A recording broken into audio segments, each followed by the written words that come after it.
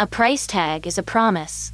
The item, the price, the date, that's the whole contract, and I've printed them for 20 years. So, understand what I'm telling you. That night, the tags in my aisle were making promises, just not to us. They were priced for whoever does the shopping after we lock the...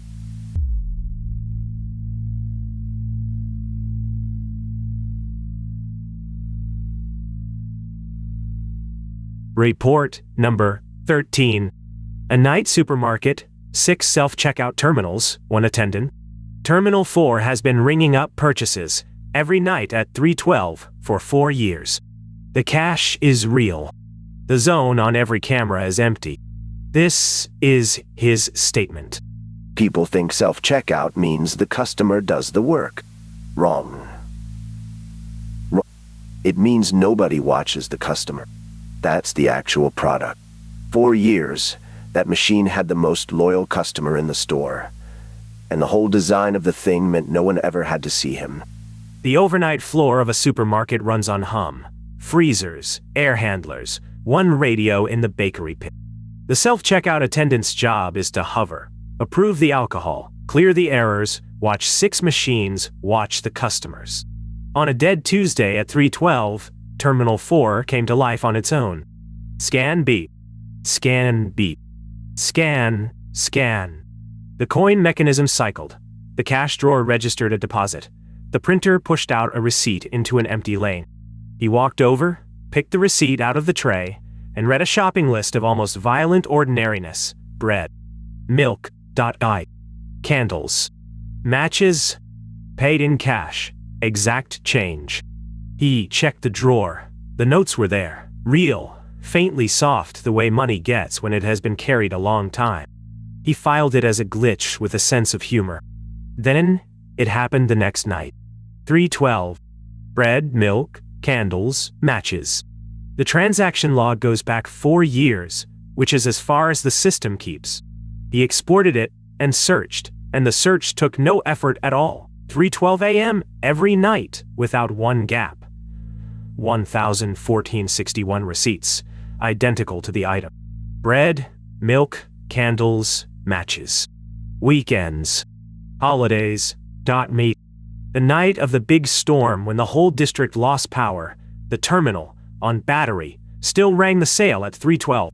Cash reconciliation, he confirmed with the bookkeeper, had balanced to the coin for 4 straight years.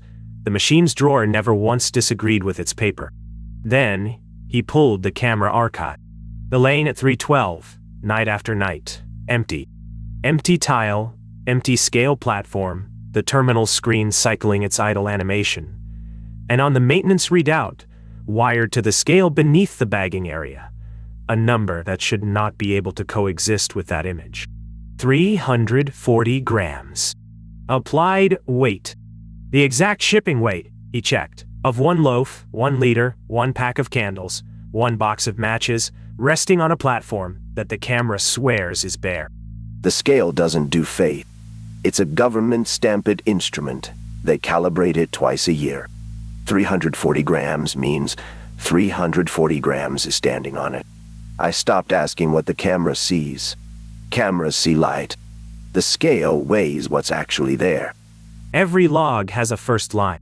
His had a date, and the date had a story that the older staff told him in the loading dock voice people reserve for it.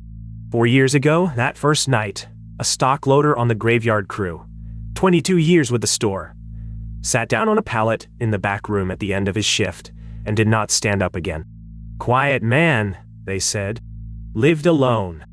Bought his breakfast every morning at the end of his shift, same basket for 2 decades, bread, milk, and candles and matches, because his building was old and the power failed often, and he was the kind of man who was prepared rather than surprised.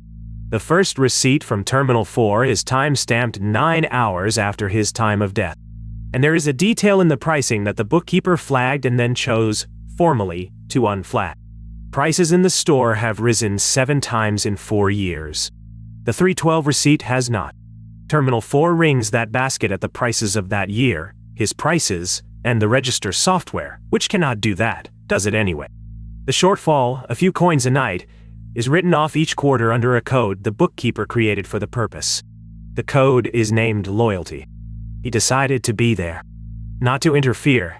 He is clear about this in the statement, to attend. At 3:11 he stood at the end of the lane, hands behind his back like a man at a graveside, and waited with the machine. At 3:12, exactly the screen woke. Scan beep. An item he could not see crossed a scanner he could see perfectly. The screen said, "Place your item in the bagging area." The platform said, on the readout, 340 grams. The screen thanked the customer for shopping. The coin mechanism turned over with its little industrial cough, and change dropped into the tray. He heard each coin land. He did not move for a long moment. Then he reached into the tray, because a man has to know, and picked up the coins. They were warm. Not machine warm. The hopper sits cold all night. He serviced it. And warm. Warm the specific way coins are when they have just spent a shift in someone's pocket. Held and counted and held again. I put them back in the tray. Don't ask me why. You'd have put them back too. It's his change.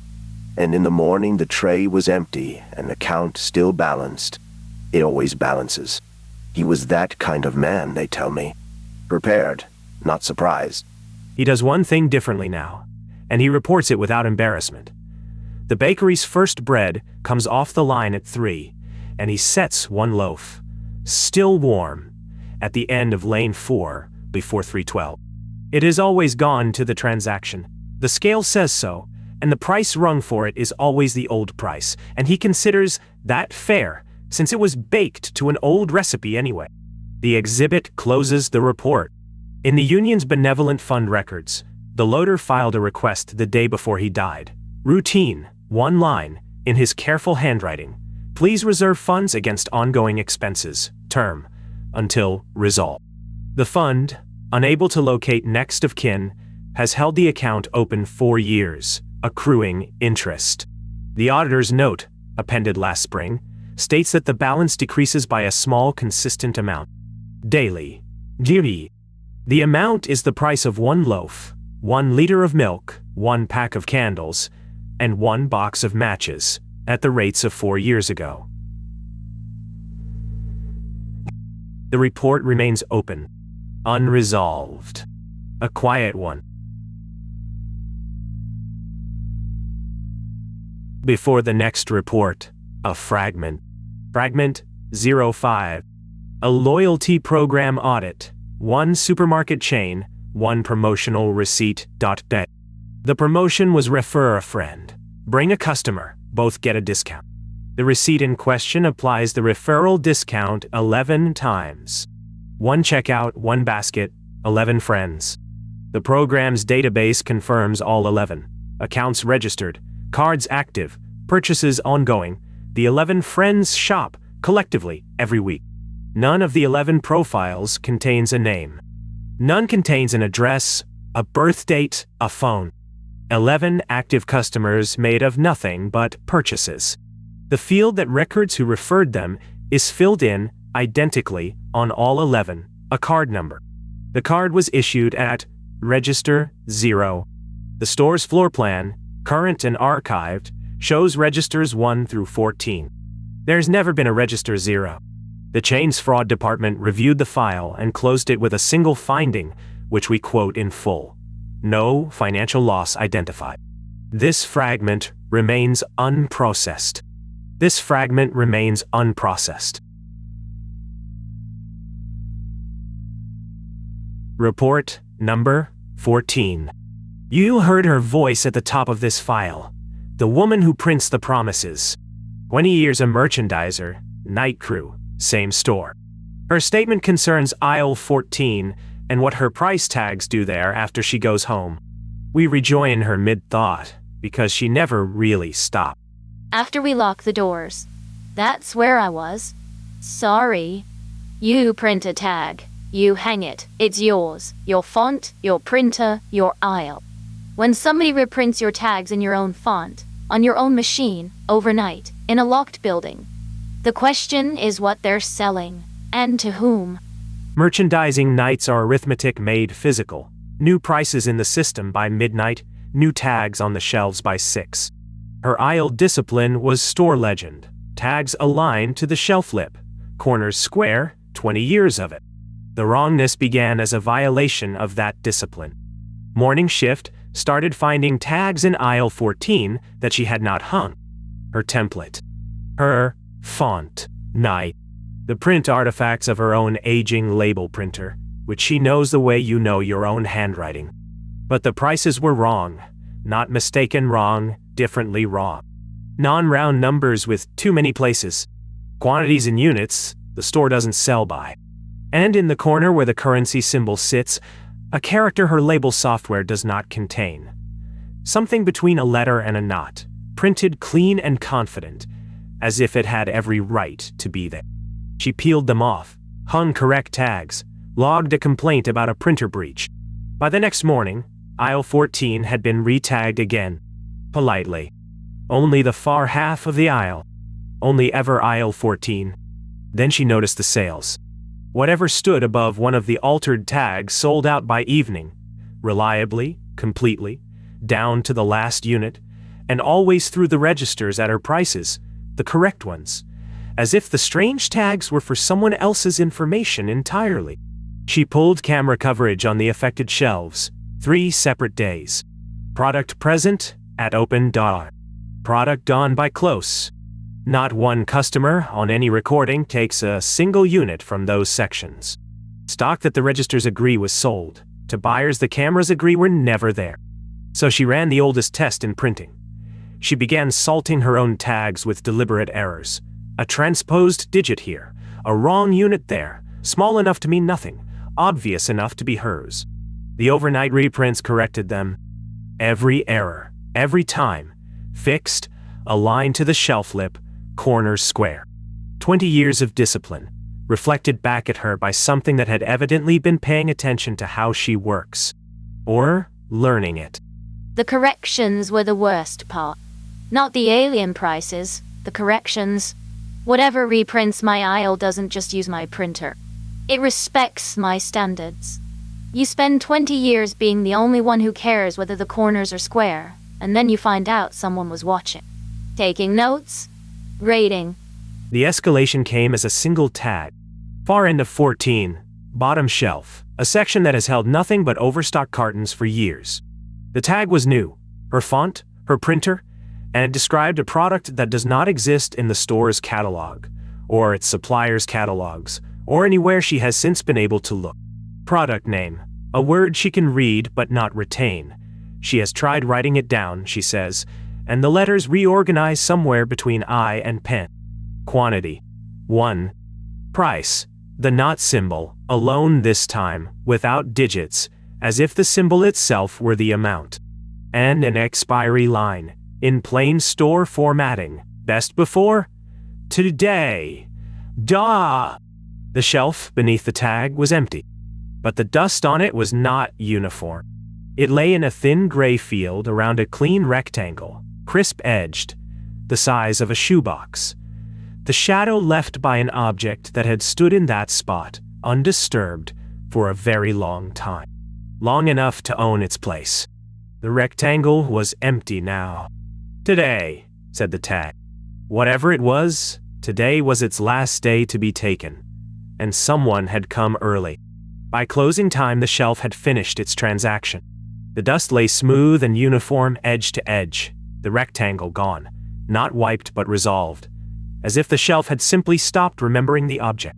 Inventory that evening recorded the section as reconciled, and at 2 a.m, alone in her supply room, she heard her label printer start by itself.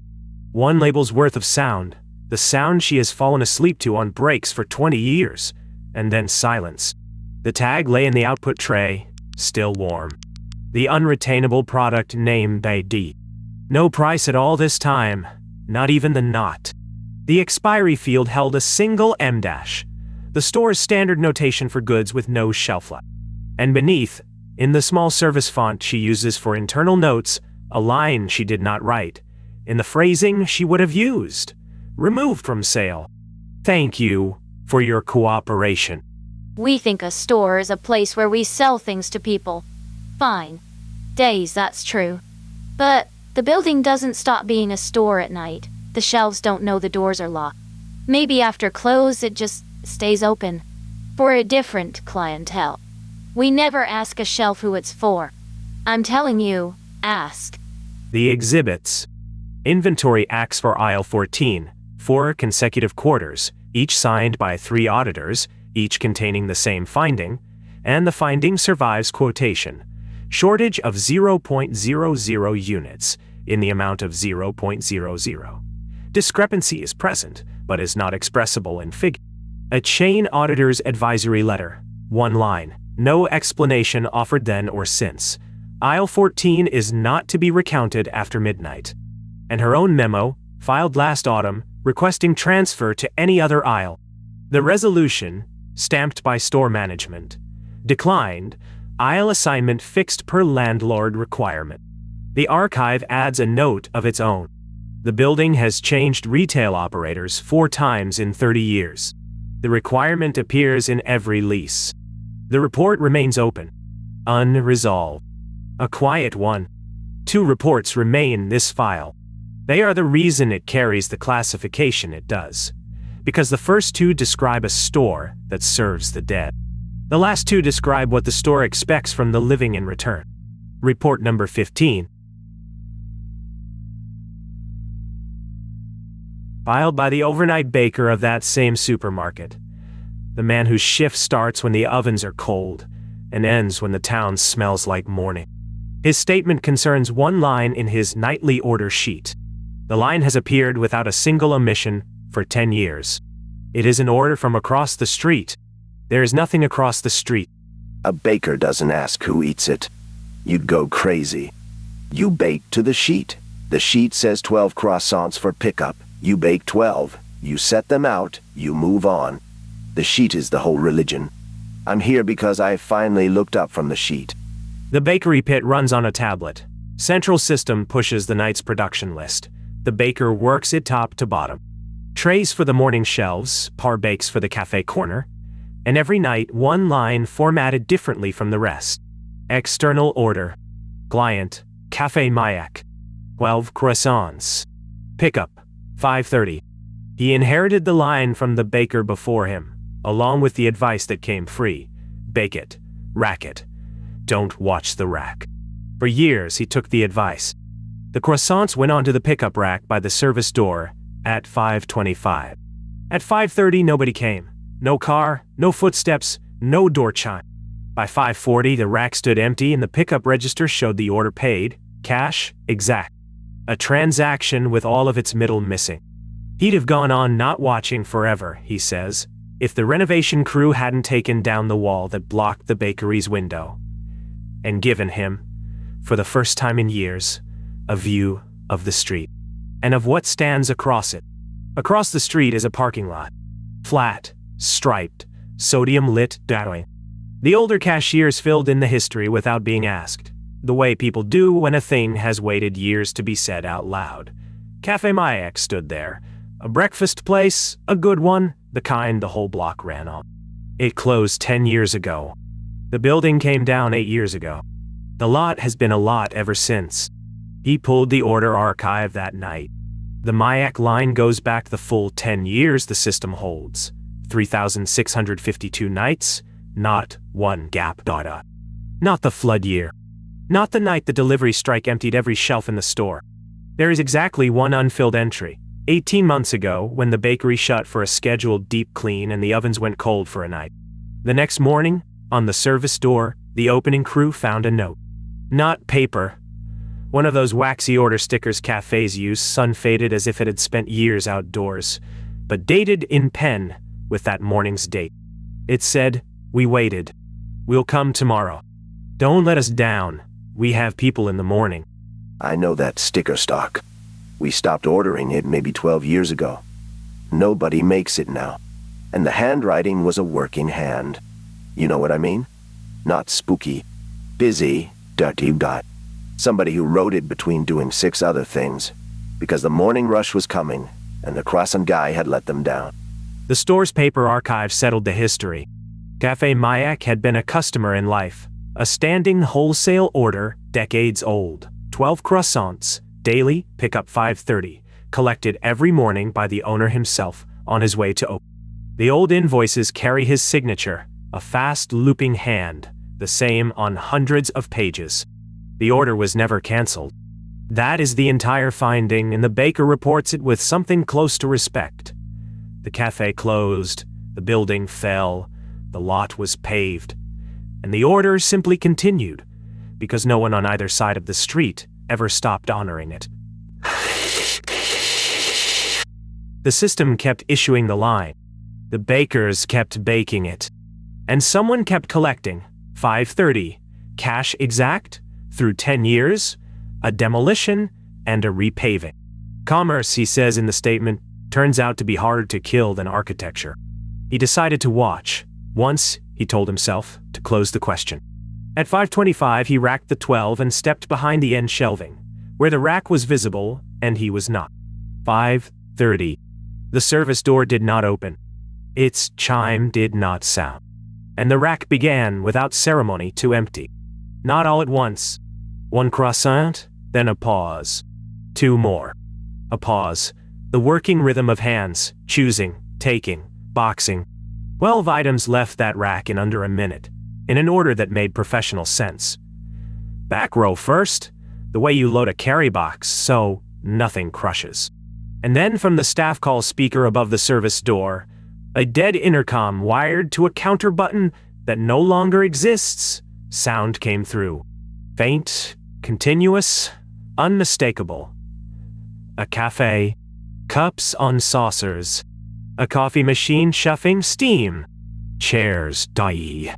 And under it, the low, unhurried murmur of morning voices, a room of regulars waiting for the doors, on the other side of a wall that is a parking lot. Somewhere in the murmur, a working voice called something short toward a kitchen. The speaker clicked off. The register logged the payment. 5:31. 12. Table by the window says, thank the baker. Say it nice, he's new. 10 years I'm on that shift. New, why? But you understand, that's a kitchen talking. I grew up in kitchens. Nobody haunts a kitchen. A kitchen either works or it doesn't. Theirs works. And every morning at 5:30, for 1 minute, my bakery is their supplier. So no, I don't skip the order. They have people in the morning. So do I. That's the whole job. The exhibits. 10 years of pickup register receipts reconciled against a wholesale account in the name of Cafe Mayak. The account's bank, asked to confirm the counterparty, replied in writing with a document their own compliance office describes as internally impossible. The account was closed at the company's liquidation 10 years ago. No operations are possible on a closed account. The incoming payments are confirmed. All 3 statements, 1 letterhead. And from the store's own files, the last paper the cafe's owner ever signed here, a renewal of the standing wholesale agreement, submitted 1 week before his death. Term requested, indefinite. Store approval, stamped in the corner by a manager long since retired. Approved, no end date. Somebody, the baker notes, should have thought harder about that stamp. He hopes nobody ever does. The report remains open, unresolved, a quiet one. One more fragment before the final report. Fragment 06. A customer complaints book, the paper kind, chained to the service desk. Page 40 holds not a complaint but a commendation. A customer thanks a courteous staff member for personally walking him to the shelf he couldn't find. The entry is dated a Sunday on which the store, per the sanitation schedule, was closed and empty. No staff badged in. The handwriting was examined, not against employees, but against a missing person report filed with the regional police. The customer's family had reported him gone 3 days before the Sunday in question. The examiner's finding, the entry is in his hand, unhurried, well-formed. Written with the desk pen. The pen, per the chain's procurement records, was stalked to that desk the following month. This fragment remains unprocessed. This fragment remains unprocessed. The final report. Filed by the store's night guard. 22 years walking the same floor. Badge point to badge point. 22 checkpoints a night. His statement concerns the second guard. The one on the patrol logs. The one who has never been hired, never been seen, and never, in 22 years, been late. Security is a simple trade. You walk, you badge. The system draws your night as a line on a map. One line. Mind. Dahat.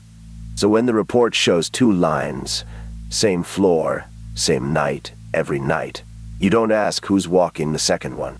You ask why the lines never touch. That's the question that matters. I know, because I asked the first one for years, and it got me nothing. The patrol system is older than most of the staff. 22 checkpoints wired through the building, a fob on the guard's ring, a touch at each point stamping time and place.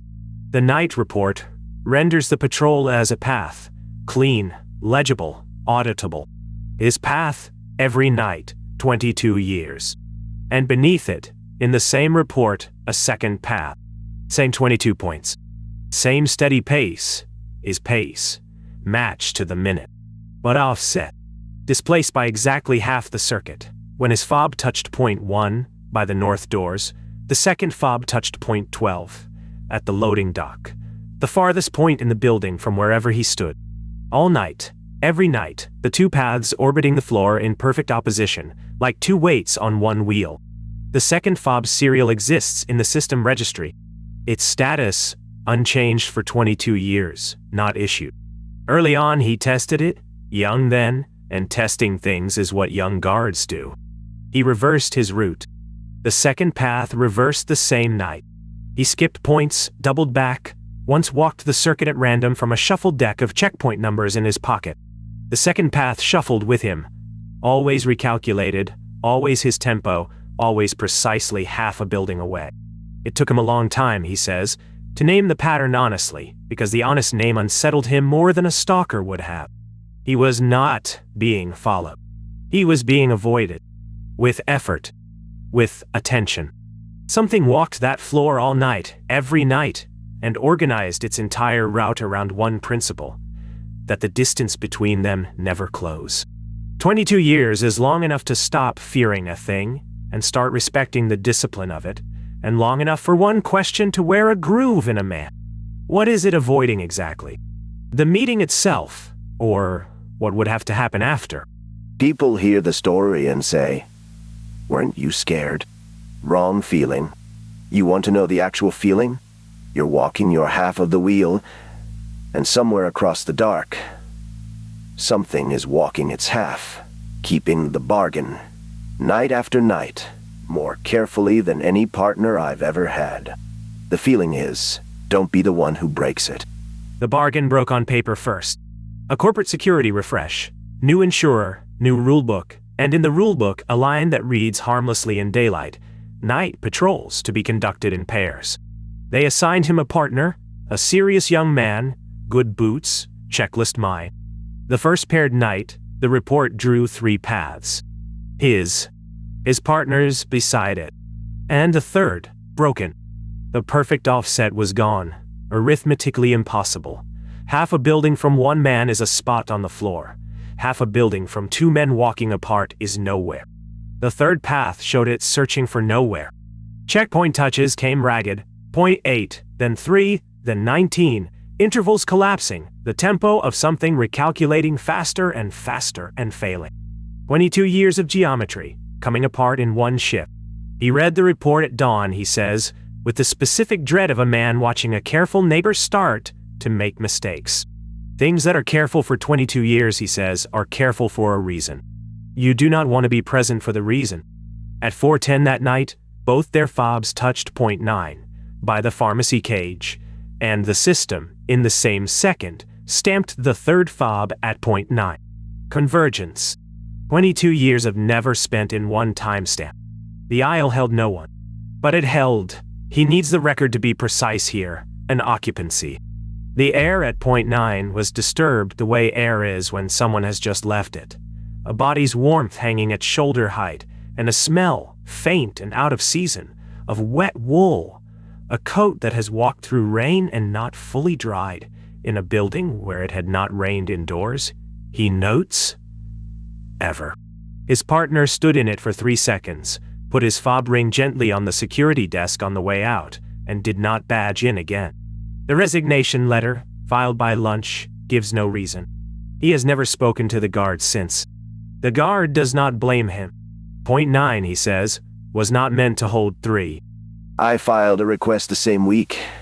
Return me to solo patrol, my signature, my liability, whatever waiver they wanted. Fastest paperwork of my career. And the first night I walked alone. Point 1, north doors 4 minutes past midnight. And the second fob touched point 12. Right on time. Like nothing happened. Like it was relieved too. The exhibits, and with them this file closes. The patrol database exported in full. The unissued fob appears on night 1, not of his employment, of the buildings. Its first checkpoint touch is time-stamped, the night the store first opened its doors, 22 years ago, half a circuit away from the very first guard. And the system's commissioning certificate, 2004, signed by an installer whose company no longer exists. The final line of the certificate typewritten, unremarked on for 2 decades. System calibrated for 2 patrol officers per client specification. The specification itself does not survive in any archive.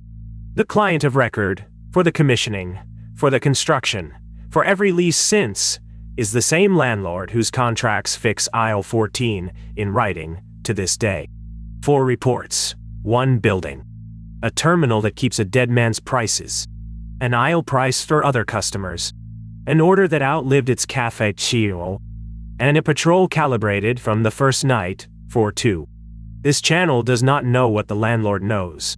This channel notes only that the building has never once failed to balance its books. All 4 reports remain open. Unresolved. And quiet ones. The whole file, quiet ones.